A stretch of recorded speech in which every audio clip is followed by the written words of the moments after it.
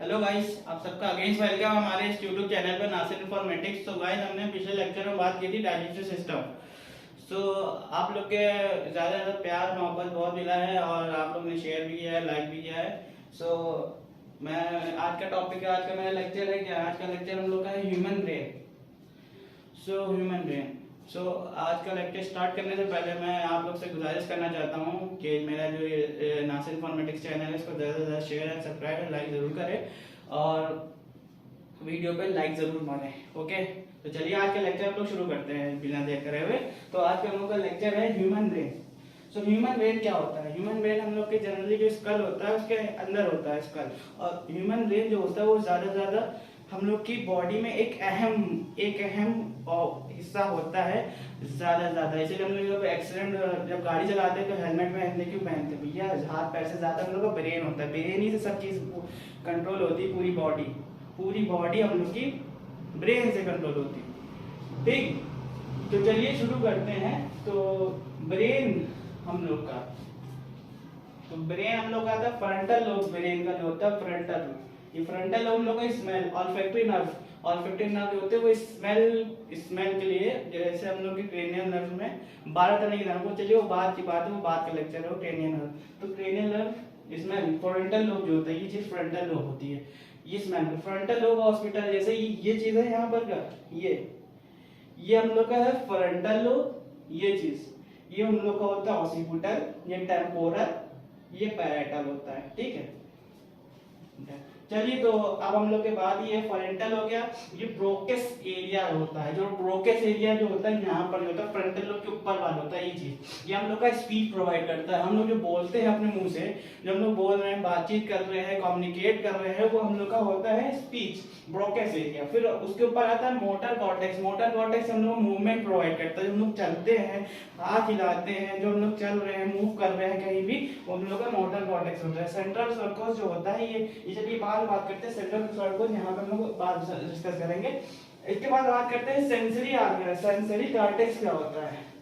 तो sensory cortex हम लोग का वो होता है जो हम लोग का pain, heat and other sensation, जैसे हम लोग की चोट लग गई, उंगली कट गई, तो उसमें तो खून आ रहा है भैया, अब तक ब्रेन सेंसरी होता है, हम लोग ब्रेन तक के पहुंचाता है भैया, यहाँ पर वो कट गया है तो हम लोग को यहाँ पे दर्द होने लगता है। वो सेंसरी, जैसे जले पे हम लोग ने कोई चीज जल रही है बहुत है, उसको हम लोग ने हाथ रख दिया और जल्दी से हम लोग हाथ हटाते हैं, वो हम लोग का यहाँ सेंसेशन करा। फिर मोटर कॉर्टेक्स हम लोग ब्रेन तक सिग्नल को जाता है भैया हाथ हटाओ, वहाँ पे जल रहा है, तो हम लोग हाथ हटाते हैं, वो चीज हम लोग सेंसरी कॉर्टेक्स बोलते हैं। अब ऑसिपिटल लोब होता है जो बुद्धि पर, ये चीज हम लोग का ये चीज होती है, ऑसिपिटल लोब ही होती है।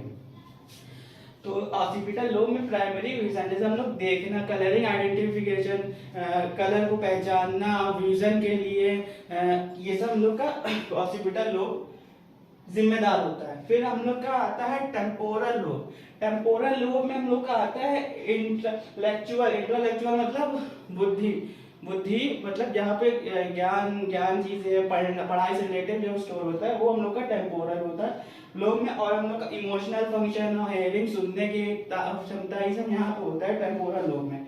तो बात करने जा रहे हैं हम लोग का सबसे अहम हिस्सा सेरिबेलम जो होता है, सेरिबेलम यहाँ पे होता है, सेरिबेलम ये होता है, सेरिबेलम ये पूरा हिस्सा, इसके पार्ट है, ये सब जो हमने बताए हैं। अब ये आता है सेरिबेलम हम लोग का सेकेंडरी पार्ट होता है ब्रेन का, सेकेंडरी लार्जेस्ट पार्ट होता है ब्रेन का, जो कि लीफ लाइक स्ट्रक्चर आपको लग रहा होगा, ये लीफ लाइक स्ट्रक्चर है। ये कोऑर्डिनेशन प्रोवाइड करता है हम लोग का कोऑर्डिनेशन। ये हम लोग का बैलेंसिंग, जैसे हम लोग चल रहे हैं, बैलेंस बिगड़ गया, जैसे हम लोग एकदम से बैलेंस बिगड़ रहा है, वो हम लोग कोऑर्डिनेट करना है बैलेंस के, ब्रेन को सिग्नल पर भैया बैलेंस बिगड़ रहा है, कोऑर्डिनेट करो फौरन, ये हम लोग को कोऑर्डिनेशन जो होता है वो बैलेंसिंग प्रोवाइड करता है सेरिबेलम। अब बात करने जा रहे हैं हम लोग ब्रेन स्टेम जो होती है, ये भी हम लोग की बहुत ही इंपॉर्टेंट ब्रेन में रोल प्रोवाइड वो होते हैं, हम लोग का अहम हिस्सा होता है ये brain stem. Breathing, heart beating, wakefulness, central and other involuntary function जो होता है, वो इनवॉलेंट्री फंक्शन क्या होता है? इनवॉलेंट्री फंक्शन वो होता है जिस पे हम लोग का कंट्रोल नहीं होता। जैसे हम लोग की हार्ट बीट चल रही है, इस पर हम लोग अपना रोकिश कर पा रहे हैं, भैया हार्ट बीट चल रही है, रोको भैया, नहीं चल रहा है, तो उस पर रोक रहे हैं, वो इनवॉलेंट्री मूवमेंट है। अब हम लोग की ये चीज है, हम लोग की जब आइस अपने आप, जैसे कोई मक्खी जा रही है आग में, एकदम ही से हम लोग की आंख बंद हो जाती है, वो भी एक तरह का इनवॉलेंट्री मूवमेंट है। ठीक है, जैसे कि हार्ट बीट है, वेकफुलनेस, हम लोग का स्लीप है, अपने आप नींद आ जाती है, लेटर और सो जाओ अपने आप नींद आ रही है, वो भी एक हम लोग का स्लीप प्रोवाइड करता है। हार्ट बीट, ब्रीथिंग हम लोग का होता है, सांस लेना, ब्रेन स्टेम, सेंट्रल फंक्शन। अब आते हैं लेयर्स। हम लोग के ब्रेन के ऊपर स्कल जो होता है, स्कल के नीचे वाला जो ब्रेन से लेयर्स होती हैं वो कितनी होती हैं? हम लोग की 3 टाइप की लेयर्स होती हैं। अब जैसे भैया ब्रेन है, अब उसमें हड्डी तो होगी नहीं, स्कल ही नहीं होगा, उसके ऊपर लेयर्स भी होती हैं। काटो इसका ट्रांसेक्शन काटो तो लेयर्स होती हैं। ठीक है, तो लेयर्स हम लोग की क्या होती हैं? पहले की ड्यूरा मेटल, फिर एल्कनाइट मेटल जिसमें CSF होता है, फिर आप लोग का आता है पाया मेटल। ठीक है, से ड्यूरा मेटल जैसे ब्रेन की स्किन है, पहले स्कल है, फिर स्किन आई, स्किन है, स्किन के बाद स्कल, फिर उसके बाद जो है हम लोग का ड्यूरा मेटल, फिर अब था अर्गोनाइट मैटर, फिर पाया मैटर। पाया मैटर हम लोग का इनर मोस्ट लेयर होती है, ब्रेन से जो जुड़ी हुई होती है, वो हम लोग की पाया मैटर होती है। ये लेयर्स मिला के ब्रेन को कवरिंग प्रोवाइड करती हैं। अब हम लोग बात कर रहे हैं यहाँ पे जो हम लोग का था, अब यहाँ पे जो हम लोग कह रहे थे, ये चीज है सेंट्रल सर्कस।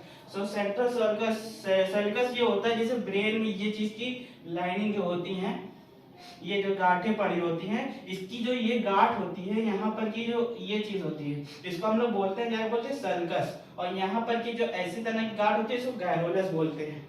क्या बोलते हैं? गैरोलस। तो यहाँ पे हम लोग का ये आज का ये टॉपिक था। तो आई होप कि आपको आज का लेक्चर समझ में आया हो। मैं आपसे गुजारिश करता हूँ कि मेरे इस चैनल को ज़्यादा से ज़्यादा लाइक शेयर एंड सब्सक्राइब जरूर करें, शेयर करें, अपने दोस्तों के साथ शेयर करें। और मैं इससे रिलेटेड और भी वीडियोस बनाता रहूँगा। मैं तो अगर टाइम मिलता है तो मैं तो बनाता ही हूँ आप लोग के लिए जनरली। ठीक है, तो और भी मैं इससे बायोलॉजी से रिलेटेड आप मैसेज में भी, आप कमेंट में भी कह सकते हैं कि किस तरह की वीडियो चाहिए। तो मैं इससे रिलेटेड और भी वीडियोस और लेक्चर बनाता रहूँगा। जब तक के लिए अल्लाह हाफिज़, अस्सलाम वालेकुम।